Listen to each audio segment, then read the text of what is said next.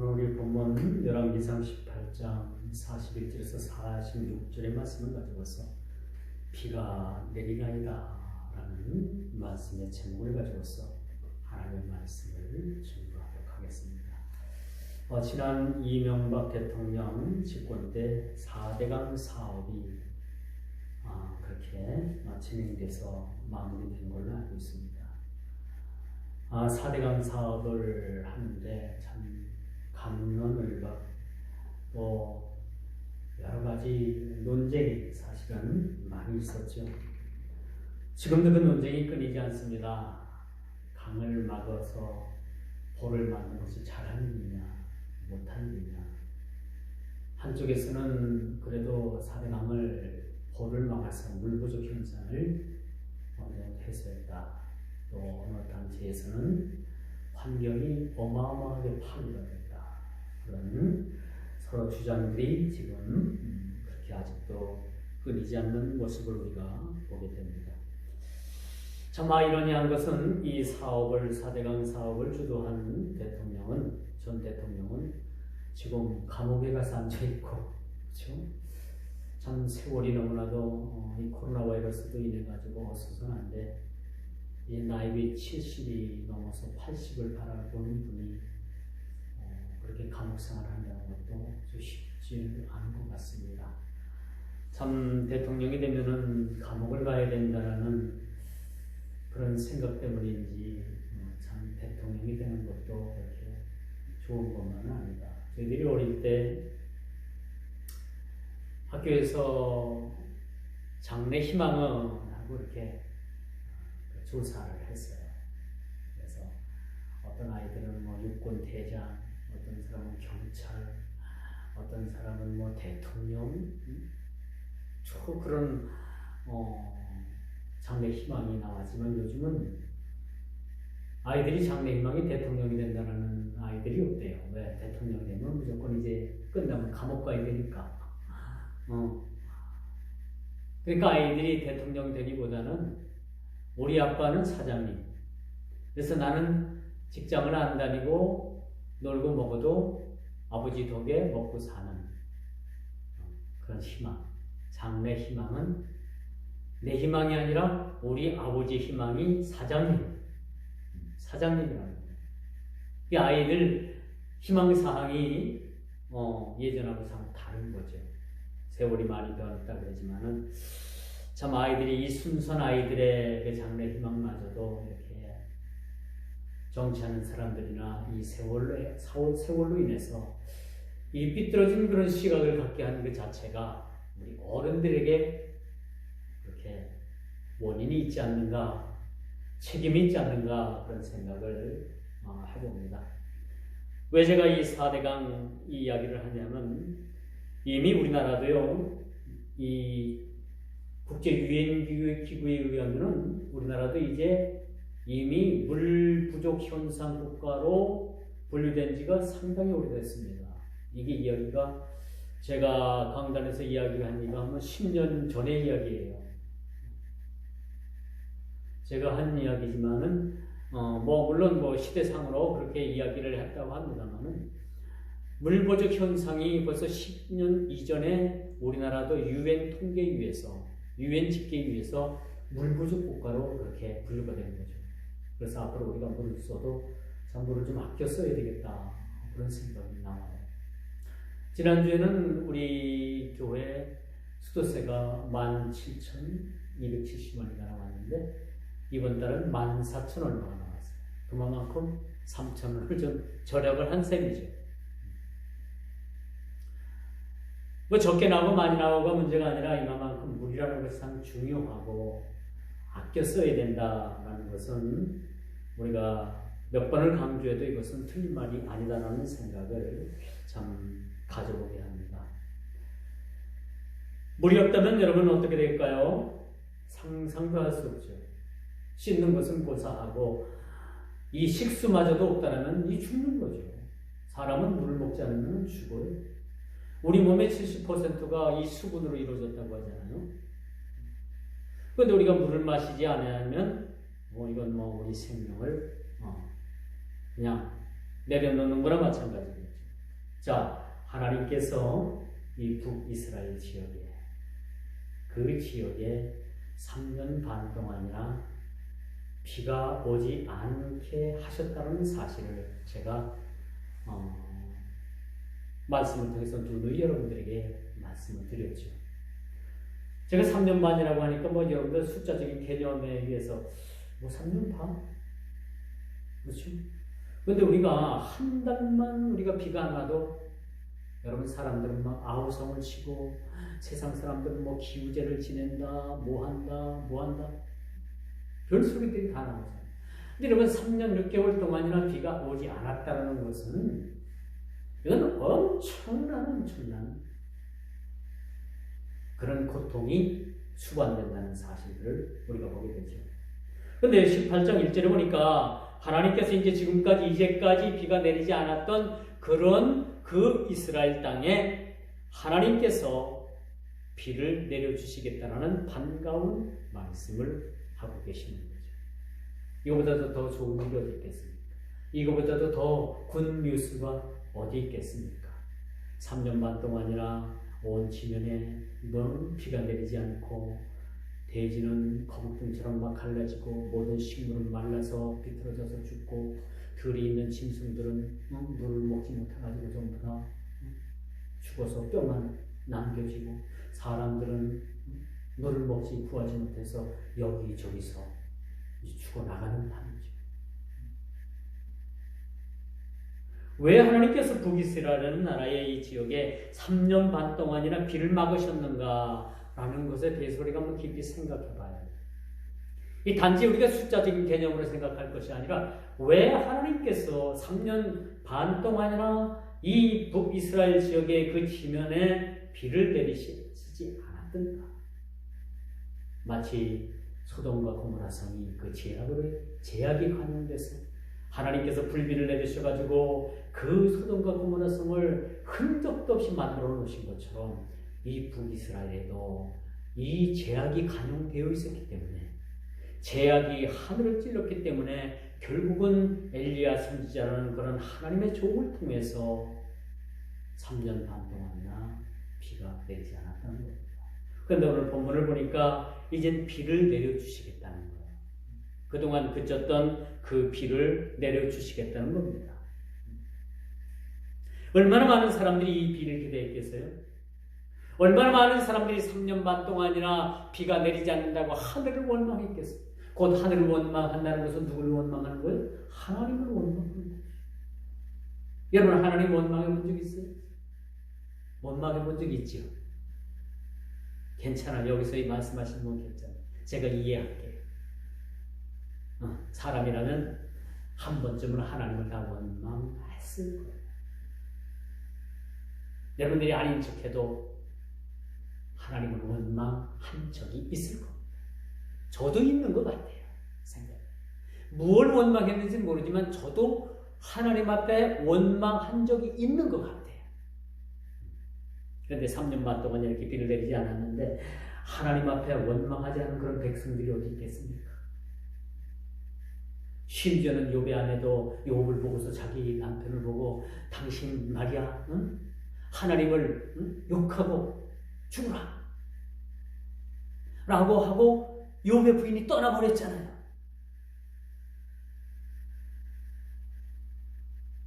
근데 여러분 3년 반 동안이나 수많은 사람들이 굶어 죽었을 거예요. 농사를 해도 농사가 되지 않고 이 사르밧에 있는 한 여인 이 미망인에게도 이런 어려움이 닥친 사실을 우리가 지난 말씀의 강론을 통해서 여러분들에게 말씀을 드린 적이 있습니다. 이 비가 많은 사람들에게 고통을 줬어요.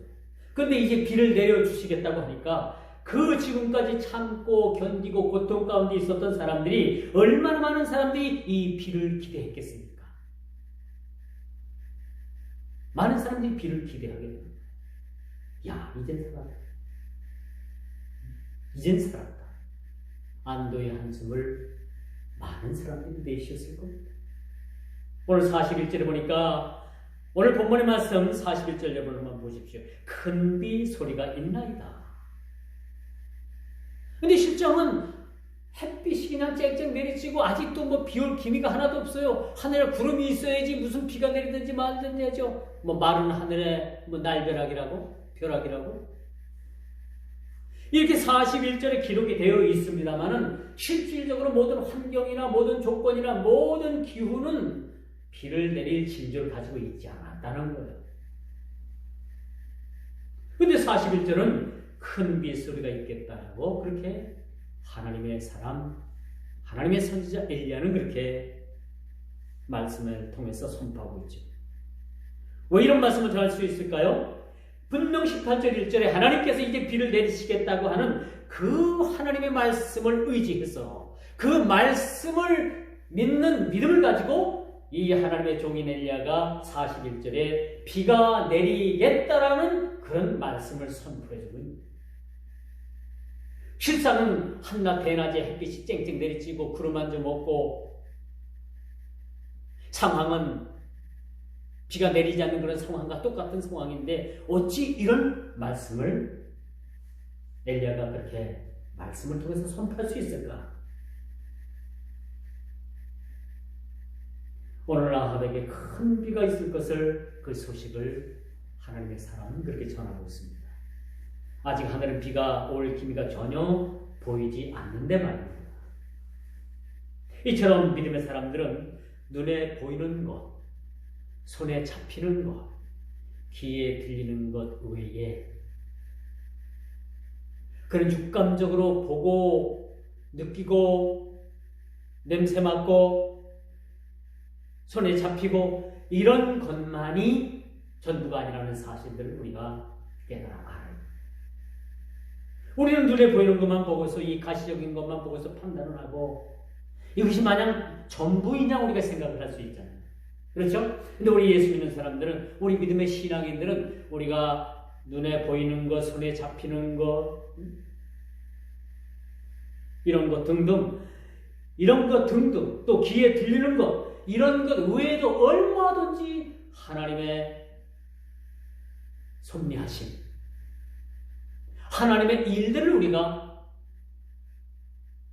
경험해야 된다는 사실들을 알게 되는 거죠. 그렇지 않겠습니까? 눈에 보이는 것만 가지고 판단하고 귀에 들리는 것만 가지고 판단을 하고 우리가 손에 잡히는 것만 판단을 한다면 이건 넌센스예요. 판단 처분입니다. 그래서 엘리야 선지자는 하늘 구름이 한 조각 없어도, 눈에 보이는 것도 없고 귀에 들리는 것도 없고 손에 잡히는 것 없어도 오늘 41절 말씀이니까 이 말씀을 의지해서, 하나님의 말씀, 하나님의 약속의 말씀을 의지해서 비가 내리겠다는 말씀을 선포하고 있는 모습을 우리가 보는 거죠. 이처럼 선지자가 확신을 가지고 아합에게 나갈 수 있었던 것은 갈멜산에서의 대결에서 승리한 것에 의한 것만은 아니라는 사실이죠. 뿐만 아니라 하나님께서는 실현하시지 않는 분이라는 것을 우리 모두는 다 잘 알고 있습니다. 그렇지 않아요? 마른 하늘에 날벼락을 내려도 하나님께서 약속하시면은 그 약속을 우리는 믿는 믿음을 가지고 우리가 나가게 되는 거죠. 왜 그런가? 결단코 하나님께서는 우리 인생들에게 실현하시는 하나님이 아니시라는 얘기죠. 우리 사람은 실현할 수 있어요. 그렇죠? 아무리 완벽한 사람도, 아무리 많이 배우고 지식이 높고 많은 어떤 풍부한 경험을 가지고 있다 하더라도 사람은 실현하게 돼 있고 실수하게 돼 있습니다. 그러나 하나님께서는 실현하지 않습니다. 그래서 아합 앞에서 당당히 비가 내리겠다라는 선포를 그렇게 합니다. 또한 긴 시간 동안 비가 오지 않은 것에 대한 하나님의 마음을 헤아리게 하는 한편 이스라엘 백성들은 결코 하나님께서 버리시지 않는다라는 그런 희망의 메시지를 오늘 본문을 통해서 우리에게 주고 있는 거죠. 하나님께서 3년 반 동안이나 비를 막으셨지만 이제 하나님께서는 때가 되어서 너희들에게 하늘의 단비를 내려주시겠다는 그런 약속을 백성들에게 하나님의 종을 통해서 그렇게 말씀해 주고 있음을 우리가 보고 있습니다.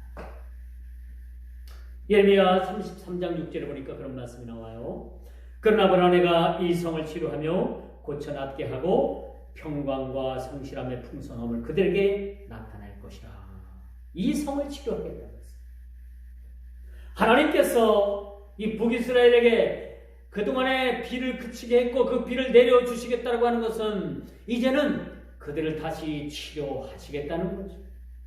그 모든 기근과 가뭄에서 모든 기근과 가뭄을 해소시킬 수 있는 하늘의 단비를 내리심으로 말미암아 그들을 치료하시고 회복시키시겠다는 그런 희망의 메시지임을 우리가 보게 되는 겁니다. 오늘 선지자가 이렇게 말씀을 선포할 수 있었던 것은 또 다른 한 가지, 그는 현실을 넘어 이상을 보는 영적 안목을 겸비한 하나님의 사람이었기 때문에 그렇습니다. 심지어는 엘리야의 사환인 그도 그 서해바다 앞바라 그 지중해 그 사해를 바라보면서 지중해를 바라보면서 구름이 있느냐? 없습니다. 7번을 바라보는 거죠. 7번을 가서 봐라. 구름이 있느냐? 마지막 7번째 있나이다. 이 손바닥만한 이 손만한 구름이 피어오릅니다. 라는 보고를 엘리야에게 그렇게 하게 되는 것이죠. 하나님께서 노아에게 온 지면에 비를 내려 심판을 하시겠다는 하고 말씀하신 후에 진작 비를 내려주신 것은 수십 년 후였습니다. 알고 계십니까?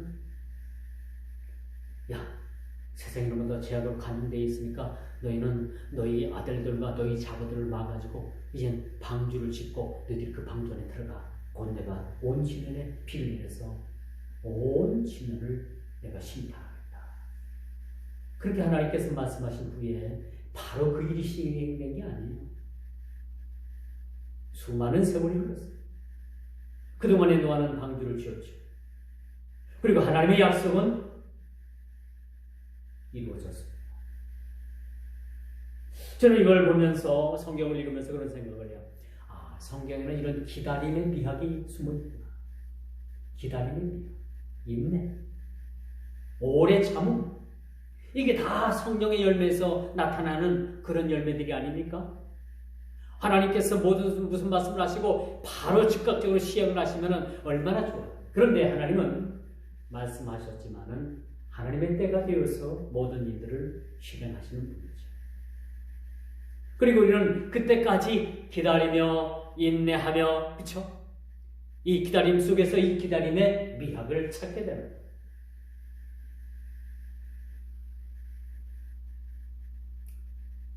고통 속에서도 온갖 역경 속에서도 희망을 잃지 않고 기다리는 것 또한 인내하는 일이며 아름다운 일이라는 걸 우리가 알고 있습니다. 결코 우리가 인내하는 일이 여러분 고통은 아니라는 생각을 갖습니다. 모든 것은 다 때가 있죠. 때가 참에 로마가 이 복음의 문이 열려지지 않습니까? 이 로마라는 이 철옹성 같은 그런 아주 어마무시한 그러한 로마도 이 기독교 앞에서 무릎을 꿇게 되잖아요. 그렇게 기독교에 대해서 핍박을 하고 기독교에 대해서 그렇게 많은 고통을 줬던 그런 로마라는 나라가 AD 313년 콘스탄틴 때를 통해서 로마의 기독교 문이 활짝 열려지는 그러한 역사를 우리는 알게 되는 것이죠. 모든 것이 다 때가 있습니다. 때가 참에, 때가 열참에 로마의 문이 열립니다. 이 모든 길은 로마로 통하게 돼 있다고 말하잖아요. 그렇죠? 당시 로마에 복음이 들어갔다는 것은 전 세계적으로 복음이 이미 이젠 확장될 그러한 기회를 하나님께서 허락하신 거죠. 모든 것이 다 때가 있다고 합니다. 때가 돼서 로마의 문이 열리고 국교가 기독교가 되고, 때가 되면 여러분들의 모든 삶이 열려지고, 이제 곧 기다리던 사람들에게 하나님께서는 하늘의 신령한 난비를 내려주시겠다고 그렇게 약속하고, 이 약속의 성취를 오늘 하나님의 종인 엘리야가 선포하게 됩니다. 비가 내리나이다. 비가 올 것입니다. 머지않아 올 것입니다가 아니라 비가 내리나이다. 현재 진행형이죠. 미래형이 아니에요. 과거형도 아닙니다. 엘리야가 이렇게 확신을 가지고 선포할 수 있었던 것은 또 다른 이유를 들자면 바로 42절이죠. 그 해답을 제시하고 있죠. 42절, 아합이 먹고 마시러 올라가니라. 그렇죠? 비가 있겠나이다 하니까 올라가서 마셨어요. 먹고 마셨어요. 그러니까 아합은 올라가서 먹으러 올라갔고, 그 종반절이 아주 중요한 얘기가 나와요. 42절 그렇게 비가 오겠나이다, 비가 오나이다 라고 선포한 다음에 엘리야는 무슨 일을 합니까? 엎드려서 그가 기도를 하기 시작을 하는 거예요. 얼마나 간절히 하나님 앞에 기도했으면은 그 얼굴이 두 양쪽 무릎 사이에 그 얼굴이 낄 정도로 그렇게 하나님 앞에 엎드려서 그렇게 간절히 기도하는 모습을 우리가 보게 됩니다. 왕은 먹고 마시러 가고, 하나님의 종인 엘리야는 그렇게 비 내리기를, 이제 곧 비가 시작이 되고 비가 내리겠다라고 선포한 그 말씀이 이루어질 것을 믿고서 그렇게 하나님 앞에 간절히 기도하는 모습을 보게 됩니다. 한 사람은 먹고 마시러 올라갔어요. 한 사람은 하나님 앞에 무릎 꿇고 그렇게 무릎 속에 양 무릎에 그 얼굴이 들어가기까지 그렇게 간절히 기도하는 모습을 우리가 보게 됩니다. 우리가 여기서 두 장면을 한번 떠올려봐요. 어느 쪽이 더 행복한 것 같아요? 먹고 마시러 올라간 사람이 더 행복한가? 아니면 하나님 앞에 무릎 꿇고 이렇게 비 오기를 간절히, 물론 올 것이지만은 이 현장에 비가 내리는 것을 이렇게 내리기를 간절히 소망하며 기도했던 엘리야의 모습이 행복한 사람이에요. 누가 행복한 사람이라고 여러분 생각을 합니다.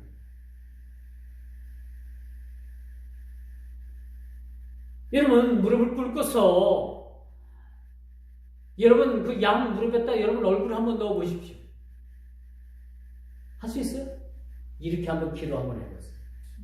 잠깐 우리가 할 수 있다고 하지만은 이거 쉬운 게 아니에요. 이렇게 하나님 앞에 비 오기를 간절히 기도하는 이 엘리야의 모습을 보면서, 물론 내려줄 것을 확신하고 하나님 앞에 기도했겠지만,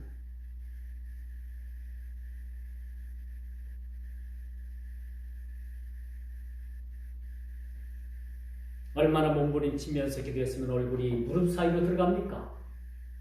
한번 집에 가서 한번 해보세요. 여기서는 조금 여러분이 되니까. 집에 가서 무릎을 꿇고 기도하는데 이 얼굴을 그 무릎에다가 이렇게 한번 넣고 양무릎 사이에다가 여러분 얼굴이 들어가나 안 들어가나 한번 보십시오. 엘리야는 그렇게 기도한 거예요. 이렇게 기도의 사람이었다는 사실을 우리가 봅니다. 어느 학자에 의하면요, 엘리야가 왜 양쪽 무릎에다가 그 얼굴을 파묻고서 그렇게 기도했는가? 외부에 대한 시각을 차단함으로써 보다 깊숙한 내면의 경지로 들어가기 위해서, 몰입하기 위해서 한 행동이다라고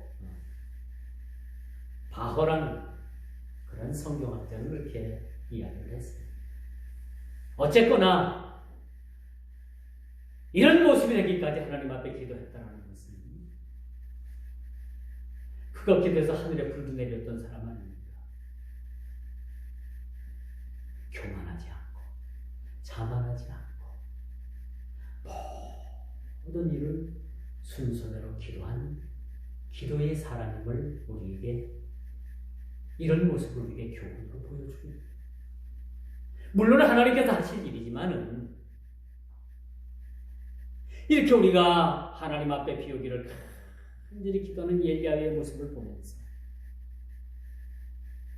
우리 또한 이 땅을 살아가면서 신앙생활을 하면서 이런 기도자의 모습이 우리에게 필요하다는 모습을 우리에게 보여주고 있는 것입니다. 오늘 본문을 야고보는요, 엘리야는 다시 기도한즉 하늘에 비를 주시고, 야고보서 5장 17절 18절에 그렇게 말합니다. 오늘 본문 구약을 보면서 야고보도 그런 생각을 했을 거예요. 엘리야가 다시 기도하니까 하늘이 비를 다시 내려줬다라고 그렇게 야고보서 5장 17절 18절에 그렇게 기록을 합니다.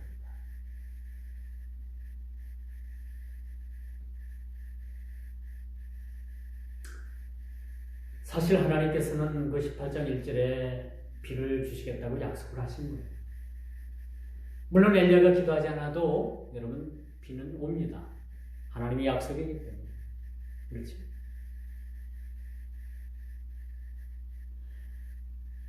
엘리야는 하나님의 약속만 믿고 가만히 앉아 있었던 것이 아닙니다.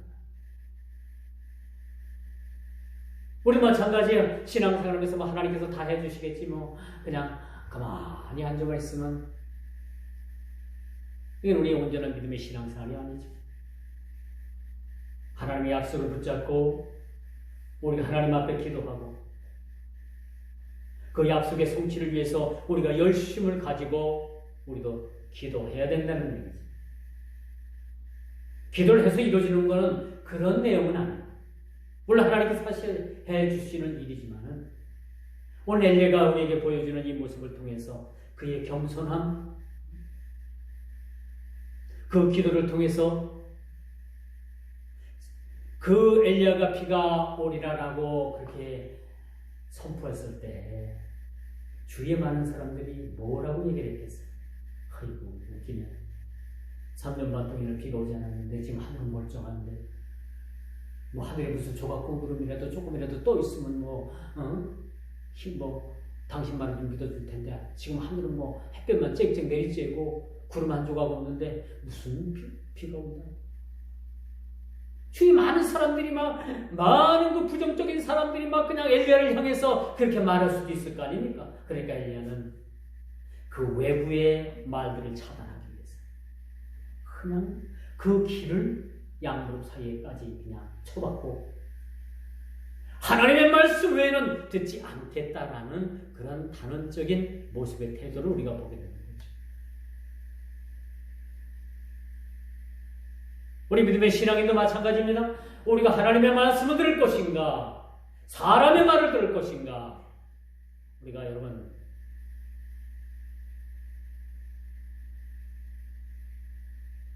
가불간에 우리가 한번 선택을 해야 됩니다.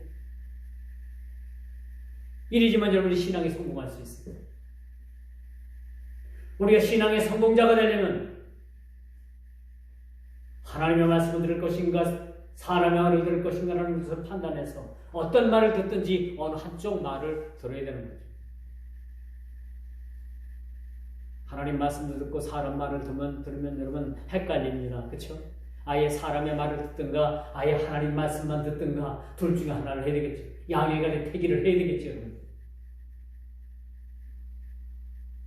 엘리야가 이런 행동을 취할 수 있었던 것은 그렇게 이구동성으로 엘리야를 향해서 무슨 비가 오냐고 힐난하며 비난했을 사람들 때문이라도 그가 그들의 말을 듣지 않겠다 이거예요. 심지어는 왕의 말을까지도 듣지 않겠다 이거예요. 그렇게 머리를 쳐박고 하나님 앞에 하나님의 음성만을 듣기 위해서 그가 기도했던 사실을 우리가 기억을 합니다. 기억을 해야 합니다. 그리고 오늘 본문에 보니까 올라가 바라보라 45절에 이렇게 말씀을 하죠. 믿음은 현실의 벽을 뛰어넘는 겁니다. 올라가 보라는 얘기죠. 무슨 일이 일어나는가? 올라가 보라는 얘기죠. 사원의 눈에는 아무것도 보이지 않습니다. 아무리 눈을 비비고 봐도 비가 올 징조는 아예 없습니다. 구름 한 점 없습니다. 이건 뭘 뜻하느냐? 그래서 우리가 믿음의 신앙생활을 한다고 하지만 영적인 안목의 결여를 얘기해 줍니다. 영의 눈이 닫혔다는 거죠. 봐야 될 것을 보지 못한다는 겁니다. 그럼 어떻게 됩니까? 이것은 소경이 되는 거죠. 영적인 소경입니다.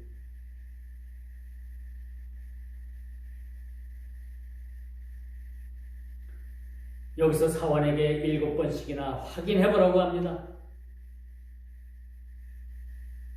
왜 7번일까요? 뭐 어떤 사람들은 완전 수다, 무슨 수다 그렇게 얘기를 하지만 이 선지자의 입장에서는, 이 선지자 엘리야의 입장에서는 기도의 씨름을 통해서 응답받고 말겠다라는 그런 아주 결연한 신앙의 자세를 우리가 여기서 엿보게 되는 거죠. 기도를 통해서 하나님께서 약속하신 그 말씀을 하나님께서 성취하시는 것을 확인해야 되겠다는 거예요.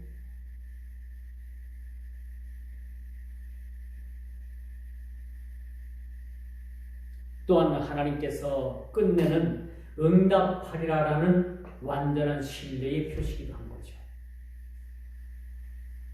아마 7번까지 가도 구름이 한 점, 손바닥만한 구름 한 점 없었으면 엘리야는 사환에게 다시 명했을 거예요. 또 한 번 올라가 봐라. 언제까지? 보일 때까지. 우리 신앙도 마찬가지. 언제까지? 하나님께서 우리를 확언해 주실 때까지. 구름이 보일 때까지 8번, 9번, 10번, 11번 수없는 번이라도 보일 때까지 우리는 가야 되는 거고 반복해야 되는 것이 우리 신앙이라는 사실도 우리에게 오늘 말씀을 통해서 이렇게 교훈을 주고 있습니다. 이제 손바닥만한 구름이 보이기 시작합니다. 할렐루야.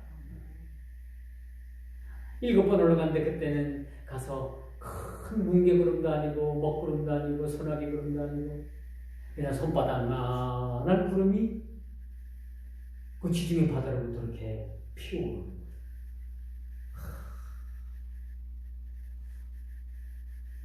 엘리야는 그걸 봤죠. 그 소식을 듣죠.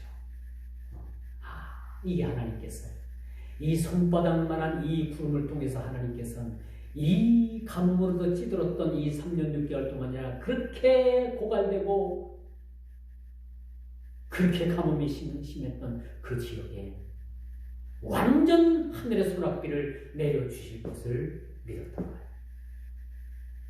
하나님의 역사는 언제나 큰 무슨 대형 숫자가 많고 그런 데서 역사하는 게 아니에요. 하나님께서는 언제나 작은 소수의 무리를 통해서 역사하시는 거죠. 여러분 겨자씨 아니죠? 겨자씨. 우리가 겨자씨만한 믿음만 있더라도 여러분 하나님의 놀라우신 역사를 우리가 보게 된다고 했잖아요. 하나님은 아주 미미한 것들 가지고서 일을 하시는 분이라는 사실을 우리가 보게 되는 거죠. 손바닥만한 구름이 보이기 시작을 합니다. 그리고 이제 엘리야는 왕에게 무슨 말을 하느냐? 얼른 마차를 타고 당신 성읍으로 왕궁으로 돌아가십시오. 이스라엘로 돌아가십시오. 왜? 소낙비가 막 쏟아지면은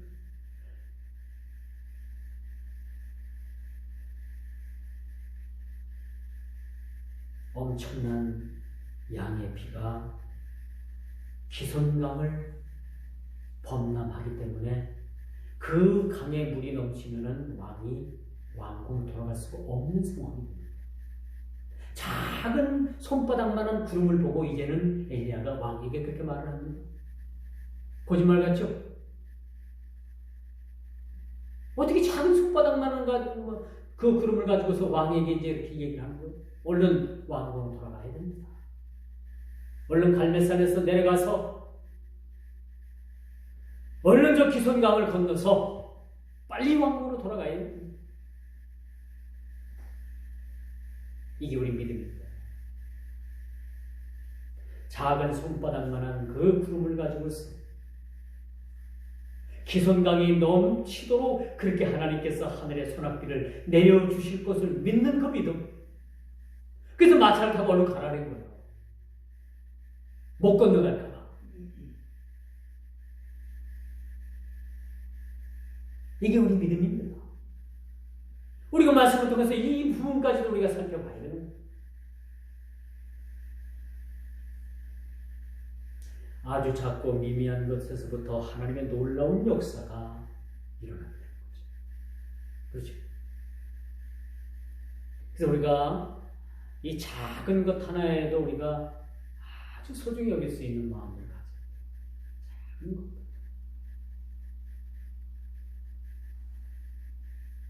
이제 말씀의 결론을 맺을게요. 큰 비가 쏟아지고 아합은 마차를 타고 급히 이스라엘로 돌아갑니다. 하나님의 선지자는 그 마차 앞에서 옷을 걷어매고 마차 앞에서 그 비를 맞으면서 달려가기 시작합니다. 한번 여러분 그림을 그려보십시오. 왕은 호화찬란한 그 마차를 타고 궁을 향해서 막 달려가고, 하나님의 선지자인 엘리야는 그 쏟아지는 비를 맞으면서 마차 앞을 막 달려가. 이 그림이 어떤 그림입니까? 아니, 하늘에 비를 내리게 했던 엘리야가 같이 왕이 마차를 같이 타고 가자. 그렇게도 시원찮다는데 그 마차 앞에서 그냥 막 달려가는 모습을 보면 어떤 생각이 들어요, 여러분? 측은합니까? 이게 뭔가? 그렇죠? 하늘에 뭐 비가 내리도록 그렇게 기도한 사람을 좀 대우하지 않고 마차를 같이 좀 타고 가면 얼마나 좋아요. 엘리야가 달려간 마차 앞을 달려간 그 거리가 어느 정도인지 아닙니까? 22.4km라는 20km가 넘는 거리를 그렇게 비를 맞으면서 마차 앞에서 달려가는 거예요. 제가 좀 추근한 생각도 들고 같이 보면 참, 에이, 무슨 하나님의 종이 저래? 응? 일반적으로 마차 앞에서 달리는 것은 시종이나 심부름꾼에 위치한 위치를 자초한 일이라고 어떤 사람들은 그렇게 얘기를 합니다. 아합 마차 앞에서 엘리야가 달렸다는 거, 뛰어갔다는 거, 어떤 의미가 있을까요? 이는 엘리야가 이스라엘의 하나님은 여호와심을 증명했다라는 시위를 하는 거예요.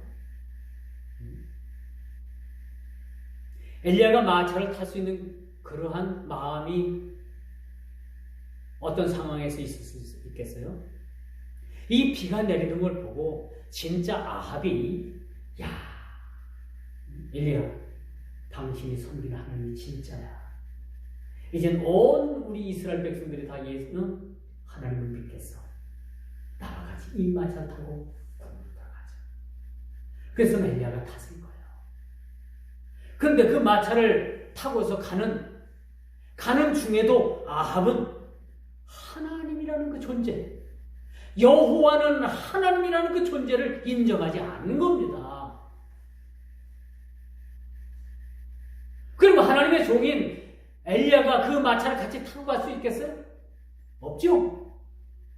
마차 앞에서 20km가 넘는 그 거리를 뛰어갔다는 것은 여호와는 하나님이라는 그런 사실을 인정하지 않는 그 아합이라는 왕 앞에서 시위를 하는 거, 시위.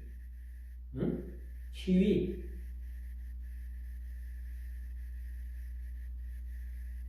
이해를 하시겠습니까? 왜 엘리야가 그 마차 앞에서 같이 타고 가지 않고 마차 앞에서 20km가 넘는 거리를 뛰어갔을까?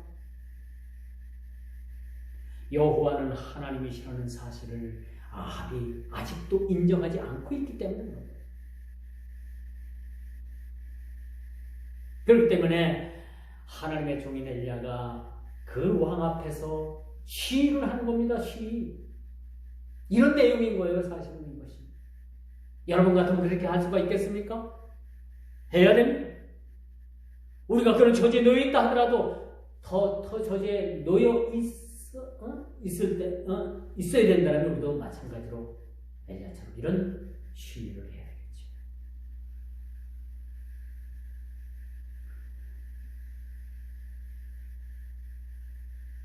이렇게 시위를 하는 것은 이제 비를 내리고 비를 멈추게도 하고 비를 내리시게도 하는 그분이 누구냐? 여호와는 하나님이라는 것이 온 천지에 입증이 되는 거예요. 그러니까 비가 오니까 그냥 기성강을 범람하기 전에 그렇게 길을 쓰고 건너려고 그냥 막 달려가기만 하죠.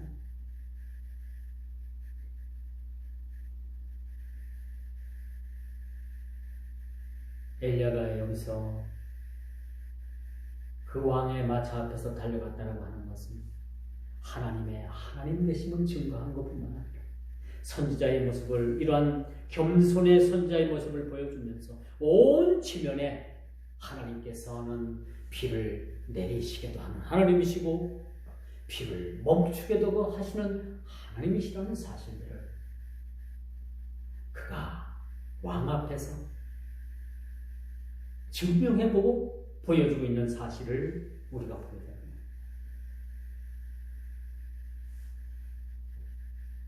이렇게 20km가 넘는 거리를 뛰어가면서 그 마차에서 달려가는 엘리야를 보면서 왕은 뭐라고 생각했을까? 왕은 깨달음이 없었던 것. 여호와는 하나님 되시고 그 북이스라엘이 그 우상으로 찌들어버리고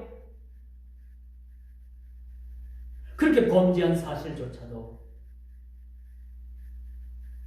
돌이킬 줄 모르고 회개할 줄 몰랐다는 사실.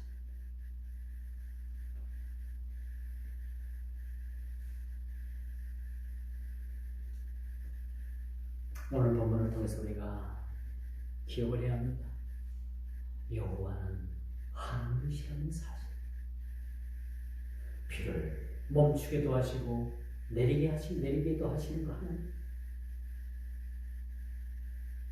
그 하나님을 인정하기가 그렇게 어렵단 말입니까? 그렇게 어려워요? 오늘 하루 그렇게 어려웠던 겁니다. 여러분들은 어떻습니까?